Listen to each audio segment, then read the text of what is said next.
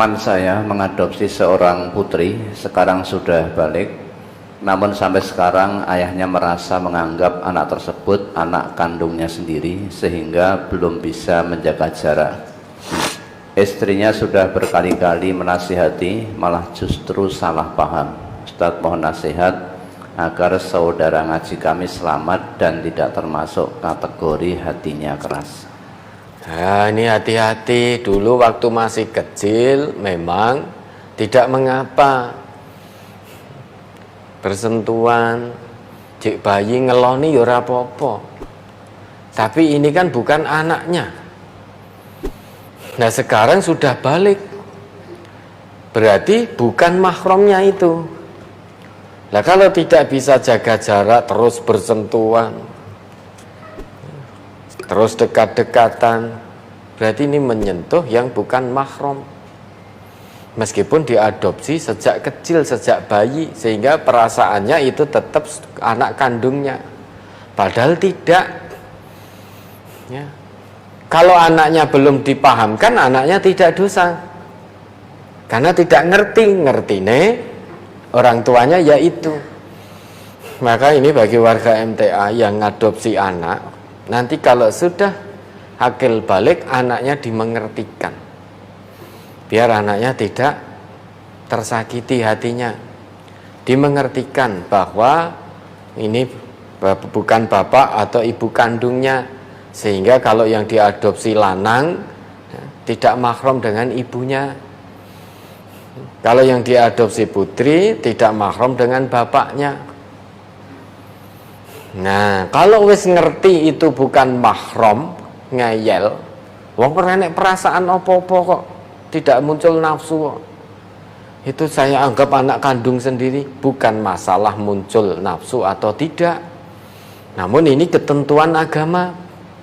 Bahkan Nabi kita ngendika, la ayyut'ana fi ra'si ahadikum bimihyatin min hadidin khairul lahu min antamassam ra'atan la tahillu lahu.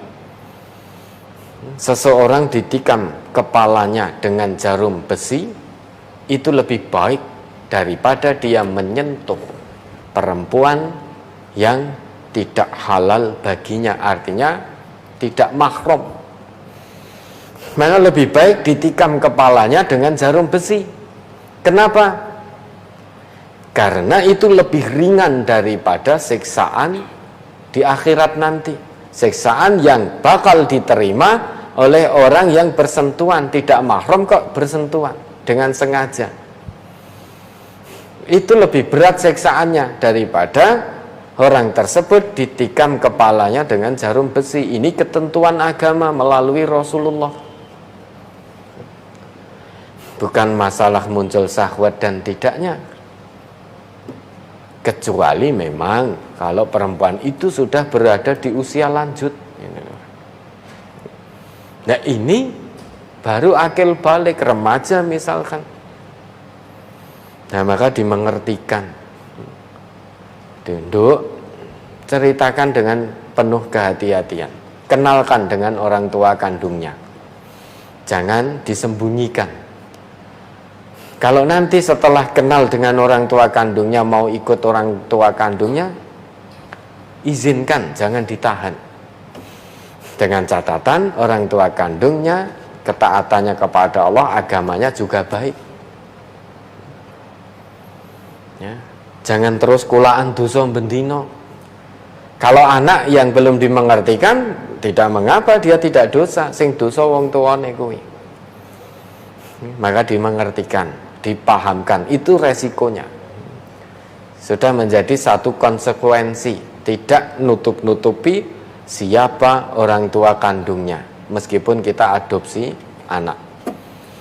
Di samping itu, tujuannya biar anak juga paham bahwa orang tuamu ini bukan mahrammu, ini hanya orang tua asuh.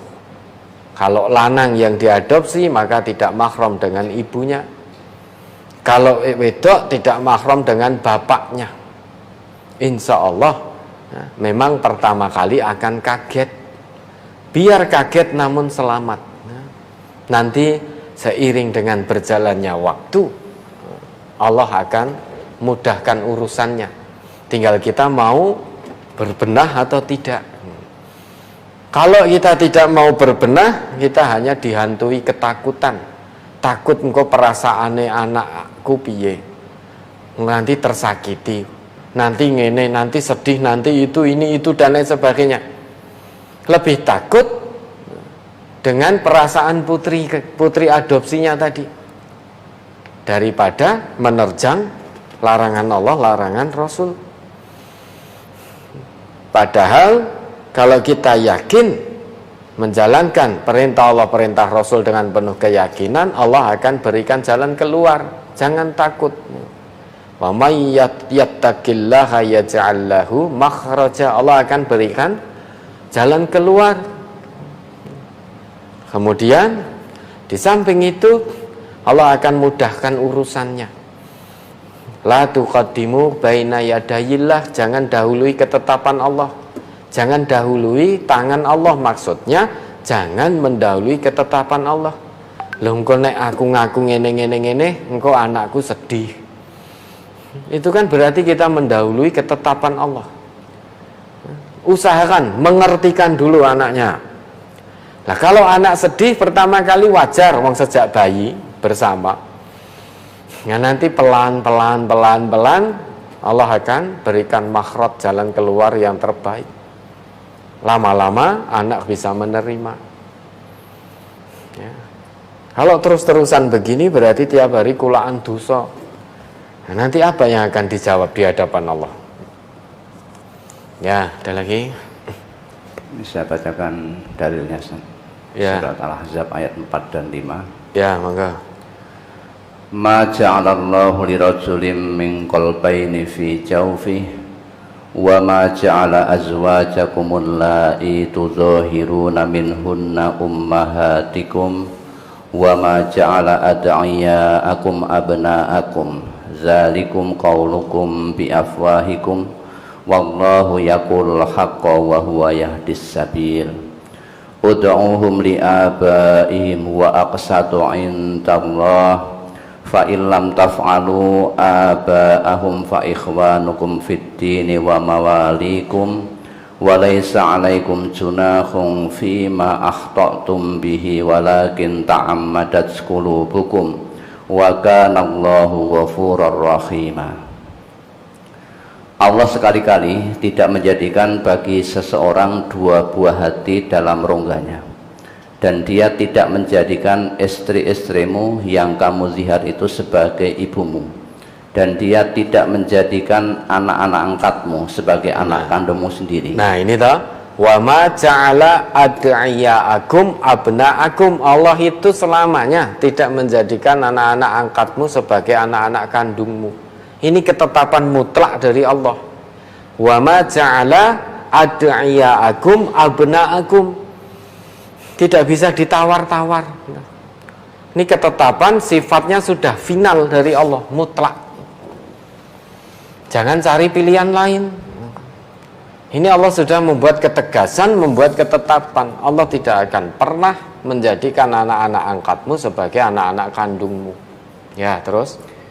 Yang demikian itu hanyalah perkataanmu di mulutmu saja.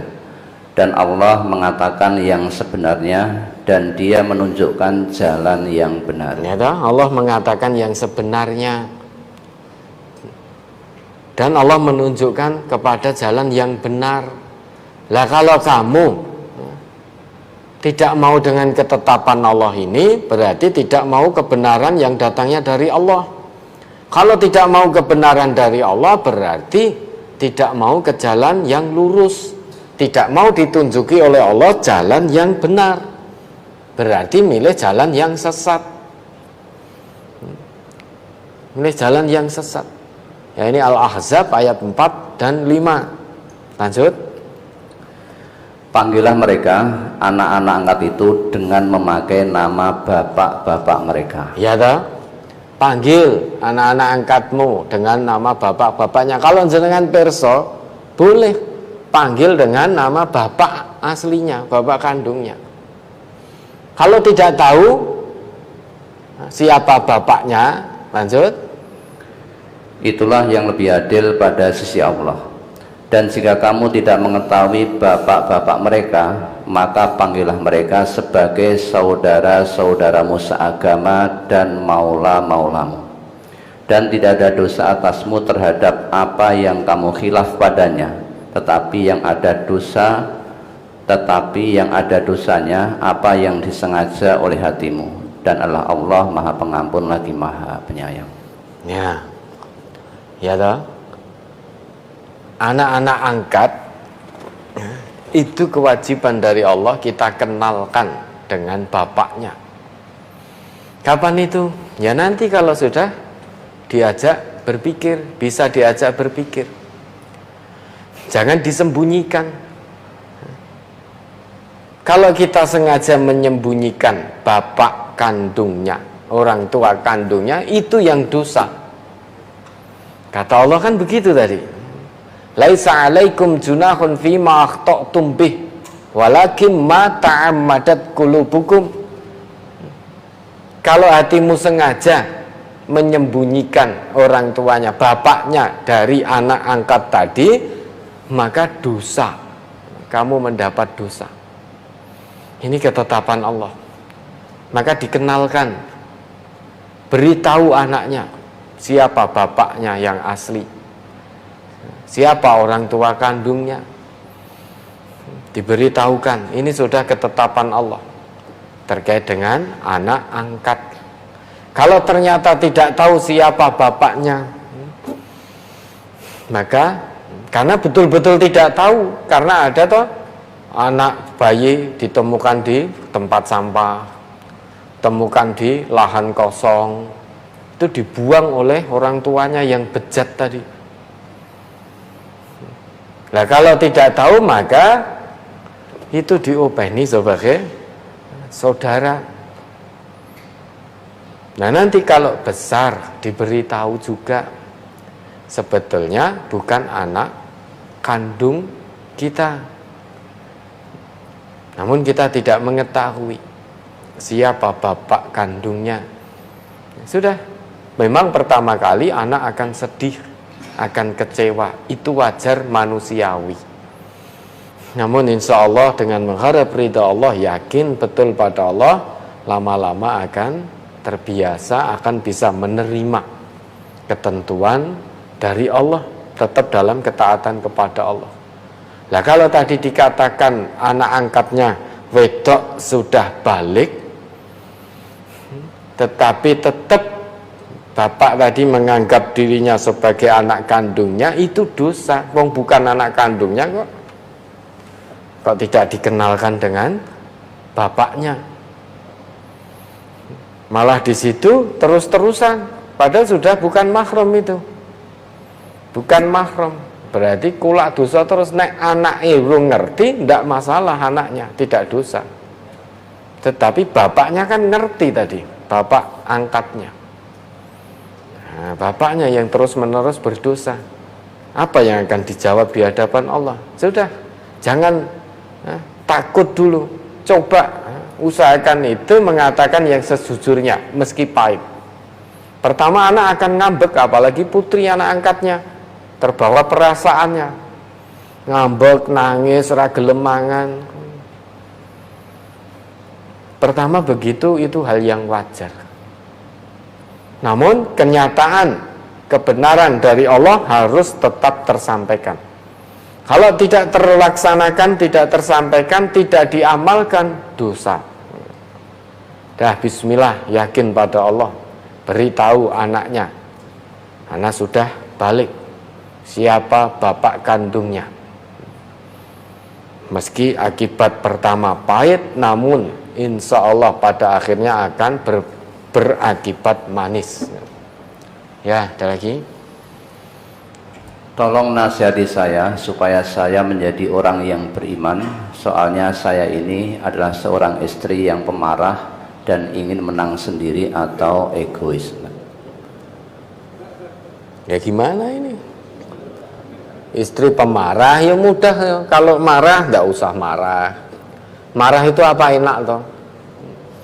Marah itu rekoso. Marah itu rekoso. semruweng itu untuk kesehatan juga tidak baik. Ya jangan egois, ingat tujuan pernikahan, sakinah mawaddah warahmah. Kalau ibu sudah menjadi seorang istri, ingat kewajiban istri terhadap suami, kewajiban istri terhadap keluarga suami, artinya anak-anaknya. Kalau ibu bisa menahan amarah, tidak egois, taat pada suami selama suami tidak mengajak maksiat, dijanjikan oleh Nabi kita, diizinkan nanti untuk memasuki surganya Allah dari pintu manapun yang disuka. Kata Nabi kita, idza shallatil mar'atu khamsaha, jika seorang istri itu menjaga sholat 5 waktunya, wa shamat syahroha, puasa Ramadan,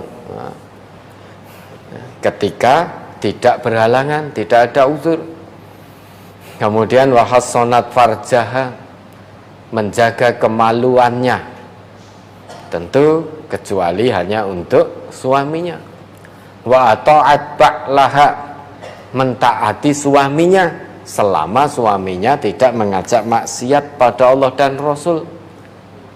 Dakhalat min ayyi abwabil jannati sya'at, maka istri tersebut akan masuk surga melalui pintu manapun yang dia suka.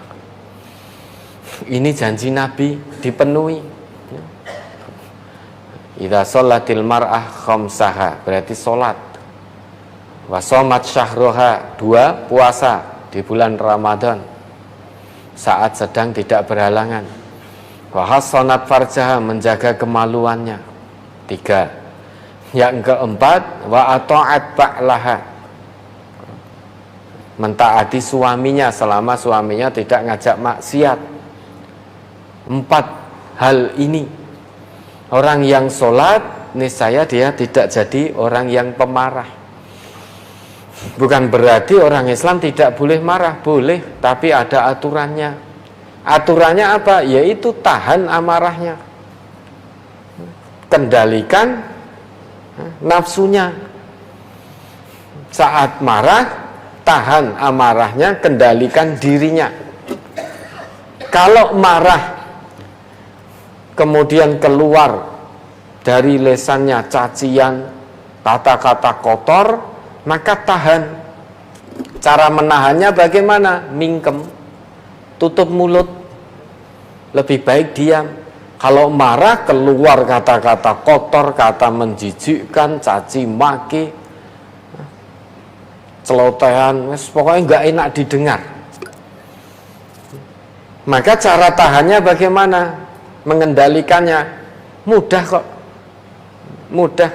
Jangan dibuka mulutnya, cukup ditutup, digathuk antara bibir atas dengan bawah ini. Sudah. Kalau ternyata marah, meski ini sudah mingkem, kan ada orang yang marah mau meneng, tangannya gerak, kakinya gerak, tangannya lempar-lempar, kakinya nendang-nendang, nggak karuan. Cara nahannya bagaimana? Mudah. Sudah, tangan kakinya sudah diem ini, wis meneng. Kalau itu masih ternyata dengan berdiri masih marah, duduk sudah. Mingkem, ini diam, kaki diam, duduk.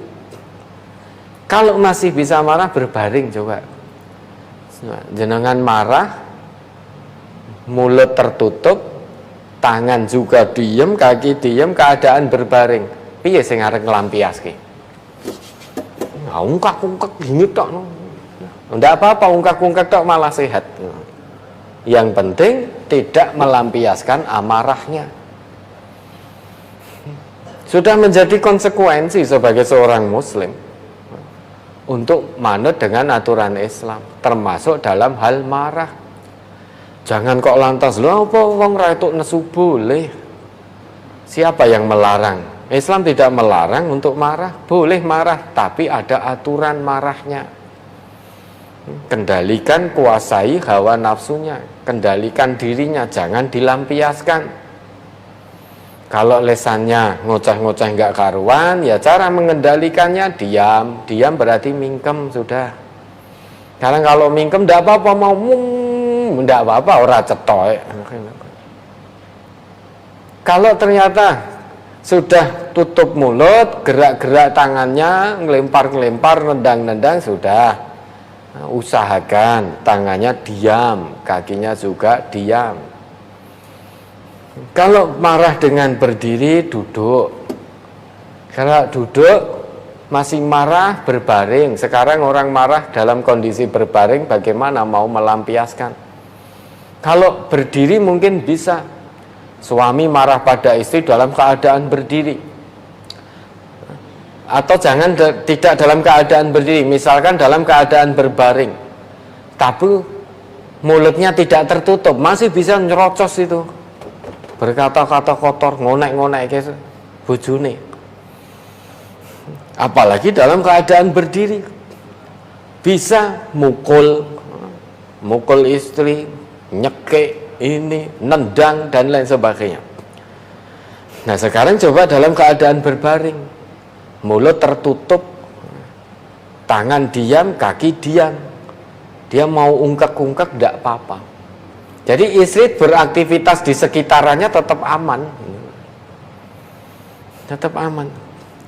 Nah makanya suami istri, kalau ini ibu sebagai istri, ingat kewajiban istri pada suami. Kewajibannya apa? Taat pada suaminya selama suami tidak mengajak untuk berbuat maksiat. Kenapa? La ta'ata li makhluqin fi maksiatillah. Tidak ada ketaatan pada seorang makhluk dalam bermaksiat kepada Allah. Ya ini yang bisa merubah ibu sendiri. Kalau selama ini suka marah, pelan-pelan seraya terus mohon kepada Allah. Jadikan hamba yang sabar, tidak mudah emosi, tidak egois. Kalau ibu sudah tahu teorinya bahwa orang sabar itu dibersamai oleh Allah, kalau marah itu aturannya dalam Islam harus begini begitu, ada aturannya. Salah satunya diam, tidak ngomong, maka tinggal ibu melaksanakan mau apa tidak. Kalau tidak mau melaksanakan, ya tidak akan berubah. Tetap jadi pemarah, tetap egois. Nah, jangan dikira enak, pemarah, egois. Nah, ini banyak dokter di sini itu mudah marah, egois itu dari sisi kesehatan juga tidak baik. Tidak baik. Jenengan yo merasakan nek nesu itu rasanya yo ora penak, dodone kaya arep dodone ampek. Ambekan saja ngos-ngosan orang marah itu. Ngos-ngosan. Itu orang marah. Ototnya tegang semua. Mencereng-mencereng. Sudah, tidak perlu marah. Marah boleh, jangan dilampiaskan. Sabar saja. Allah tidak akan bersamai orang-orang yang pemarah. Bahkan Nabi kita dulu ditegur oleh Allah. Walau kunta faddan ghalidal qalbi lan faddu min haulik. Ditegur kalau kamu itu mudah marah, hati keras dalam mengurusi umat berdakwah ini, niscaya umat akan meninggalkanmu. Bukan berarti Islam takut ditinggal umatnya, bukan. Namun kewajibannya adalah mendidik umat, mengajak umat menuju Allah, menuju kebenaran dari Allah. Maka biar didengarkan apa yang menjadi nasihat-nasihat kebenaran ini, maka tidak perlu dengan marah-marah. Jenengan memberikan nasihat, namun dalam keadaan marah. Orang yang dinasihati, yang pertama kali terlintas dalam benaknya adalah kondisi marah jenengan, bukan nasihat kebenaran dari Quran, dari sunnah yang diterima. Oh fulan itu nesu-nesu terus, nek ngandani mesti nesu. Akhire wis ning ngarep mik mesti nesu. Apa meneh nek arep ngisi pengajian ra ndek bahan, isine nesu tok. Ngisi pengajian lepas setang, tidak persiapan dulu. Wayah ngisi, nanti ada yang datang terlambat, diucit-ucit terus. Ngaji teko mung telat-telat terus wis rasa ngaji sisan. Atau ada yang izin, wis ngaji kok jur izin wis mati ya sisan ngono. Jadi bahannya itu ya di situ. Melihat kondisi di tempat itu. Delalah ketika sedang mulai menjelaskan ene sing rame krungu. Langsung baca surat ini, ayat ini. La tal apa itu? Jangan kamu buat gaduh terhadap Al-Quran. La tasma'u li hadzal Quran wa alghaw fi la'allakum taghlibun. Ini orang yang rame-rame ini buat gaduh. Jadi nesu terus. Kalau sudah di depan mic, tugas ngisi pengajian, tidak persiapan sehingga tidak punya materi, tidak dikuasai, dapat pertanyaan raisoh jawab gengsi, isine nesu wes. Kamu mau nyoba saya ya? Nesu. Kamu mau ngetes saya? Ini padahal ngisi pengajian di MTA ini alhamdulillah paling enak. Ya toh, nggak ngerti jawabannya misalkan. Saya tanya sholat subuh berapa rakaat, jenengan lupa. Loro po telu, cukup jawab. Ya, saya itu belum tahu, lupa, nanti saya kulakkan dulu, nanti pekan depan saya jawab. Begitu. Ibaratnya kita lupa maghrib 3 rakaat atau 4, ditanya itu kita tidak ngerti, jawab saja. Ya dalam hal ini saya belum tahu, atau saya kebetulan lupa bagaimana bunyi hadisnya, baik secara lafadz Arab maupun artinya. Lah ini ditangguhkan pertanyaan ini, nanti saya kulakkan dulu ilmunya, nanti pekan depan baru saya jawab, sudah selesai. Nah ini ndak, mosok aku puluhan tahun ngisi pengajian, mosok ditekoni sholat maghrib pirang rakaat. Misal itu contoh simpel saja kan, itu kan ada yang begitu. Maka ngisi pengajian itu perlu persiapan. Biar bagaimanapun al-i'dadu ahammu minal madah dalam konsep pendidikan. Persiapan itu lebih penting daripada materinya. Kenapa? Orang yang punya persiapan baik, otomatis materinya terkuasai dengan baik.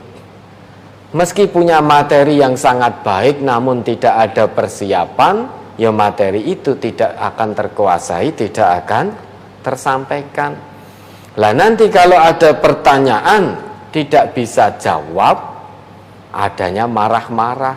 Apalagi ini kebetulan jadi juru dakwah udah puluhan tahun, ditekoni hal-hal yang simpel, sepele, tidak tahu jawabannya, nesu,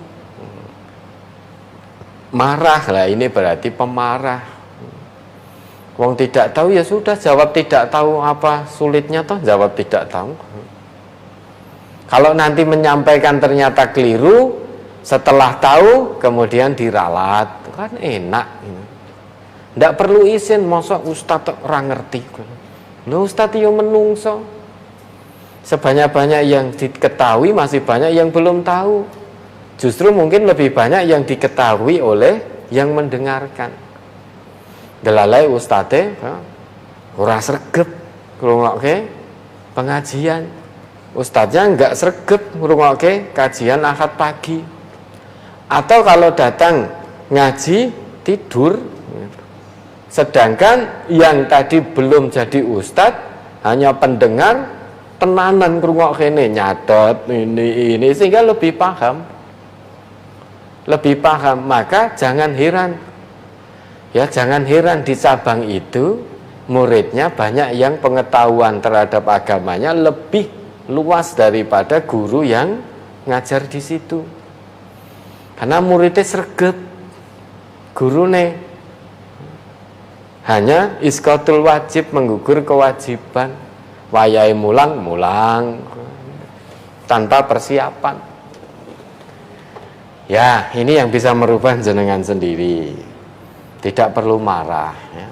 Segala sesuatu bisa dikomunikasikan dengan baik, lebih-lebih dengan suami, dengan keluarga.